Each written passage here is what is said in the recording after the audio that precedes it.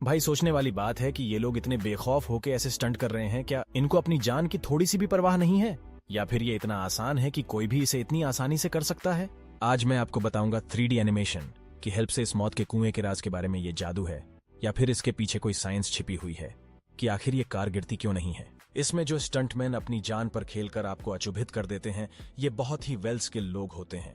इसे कभी भी आपको खुद से ट्राई नहीं करना है क्योंकि इसका अंजाम बहुत ही खौफनाक हो सकता है। मौत के कुएं के पीछे की साइंस को समझने से पहले आइए ग्रेविटी पर बात कर लेते हैं। ये कार एक नॉर्मल लकड़ी के फ्रेम पर खड़ी है।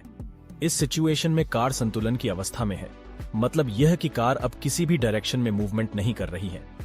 अब अगर हम सरफेस के एंगल को उठाते हैं तो अब गाड़ी को नीचे गिर जाना चाहिए था, जबकि यहां पर ग्रेविटी फोर्स अप्लाई हो रहा है, लेकिन सरफेस और टायर के बीच लगने वाले फ्रिक्शन की वजह से गाड़ी को फिसलने से रोक रहा है, जिसे फ्रिक्शनल फोर्स भी कहते हैं। लेकिन अगर हम इस एंगल को थोड़ा और बढ़ाते हैं तो एक टाइम पर सरफेस और टायर के बीच लगने वाला फ्रिक्शनल फोर्स भी इससे रोक नहीं पाएगा, क्योंकि यहाँ ग्रेविटी फोर्स फ्रिक्शन फोर्स से ज्यादा है और गाड़ी फिसल के नीचे गिर जाएगी।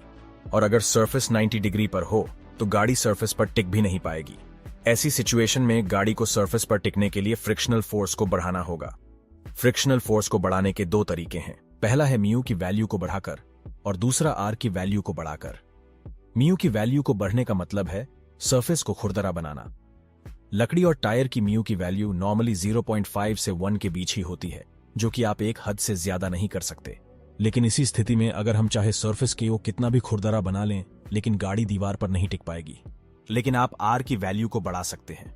अब आप सोच रहे होंगे कि ये आर क्या होता है। आर मीन्स नॉर्मल रिएक्शन या नॉर्मल फोर्स, जो कि दीवार की तरफ से लगाया जाता है कार पर। नॉर्मल रिएक्शन को बढ़ाने के लिए गाड़ी को दीवार पर फोर्स लगाना होगा। यह न्यूटन के थर्ड लॉ से आता है, जो है for every action in nature there is an equal and opposite reaction, जिसके वजह से गाड़ी जितना फोर्स दीवार पर लगाएगी, दीवार भी उतना ही फोर्स गाड़ी पर लगाएगी। इससे नॉर्मल रिएक्शन बढ़ेगा और फ्रिक्शनल फोर्स भी। अगर ये सब बातें आपको समझ में नहीं आई तो मैं आपको सिंपल वर्ड में समझाता हूं। अगर हम गाड़ी पर बाहर से फोर्स लगाते हैं और गाड़ी को दीवार की ओर दबाते हैं तो ऐसे में दीवार और टायर के बीच लगने वाला फ्रिक्शनल फोर्स बढ़ जाएगा और गाड़ी नीचे नहीं गिरेगी। चलो मैं एक एग्जाम्पल के जरिए समझाता हूं। जब आप एक टॉय कार दीवार पर लगाते हो तो वो ग्रेविटी फोर्स की वजह से बार बार नीचे गिर जाती है, लेकिन जब आप इसे अपनी उंगली से दबाते हो तो ये नीचे नहीं गिरती। और अगर यहाँ दीवार भी नहीं होती तो ये टॉय कार तब भी नीचे गिर जाती, क्योंकि जब आप इस टॉय कार पे उंगली से फोर्स लगाते हो, जिससे नॉर्मल फोर्स कहते हैं, तो दीवार भी उतना फोर्स टॉय कार पर लगाती है और फिर ग्रेविटी फोर्स उससे नीचे नहीं खींच पाती। मौत के कुएं के केस में नॉर्मल फोर्स कार की स्पीड से बनता है। आइए मौत के कुएं में वापस चलते हैं।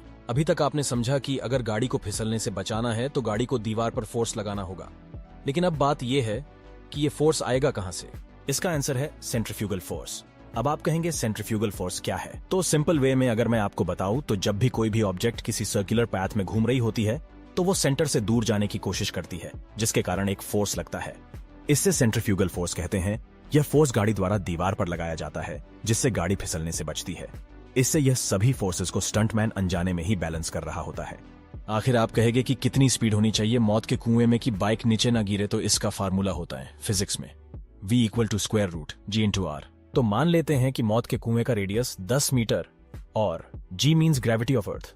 वो अब एक बार गूगल कर लेते हैं, जो कि है 9.8 मीटर पर सेकंड। तो अब इन वैल्यूज को हम फॉर्मूले में फिट कर देते हैं। 10 × 9.8 जो होता है 98 और इसका स्क्वायर रूट होता है, और इसका आंसर है 9.8 मीटर पर सेकंड। इसका मतलब कि मौत के कुएं के लिए कम से कम इतनी स्पीड तो चाहिए ही होगी। इन बाइक के टायर्स भी स्पेशल टाइप से डिजाइन के होते हैं, जिनमें एक खास पैटर्न होता है और उन्हें हाई फ्रिक्शन मटेरियल से बनाया जाता है। यह डिजाइन सुनिश्चित करता है कि टायर और कुएं की दीवार के बीच का संपर्क अधिक हो, जिससे उन्हें फ्रिक्शनल फोर्स द्वारा स्थिर रखा जा सकता है। कुएं की दीवारें भी फ्रिक्शनल फोर्स को बढ़ाने के लिए डिजाइन की जाती है, जैसे कि लकड़ी के प्लैंक्स, जो टायर्स को और अधिक एरिया प्रोवाइड करते हैं, जिससे उन्हें ग्रिप करना आसान हो। हालांकि याद रखिए कि इस शानदार स्टंट की सफलता स्टंटमैन की स्किल पर निर्भर करती है।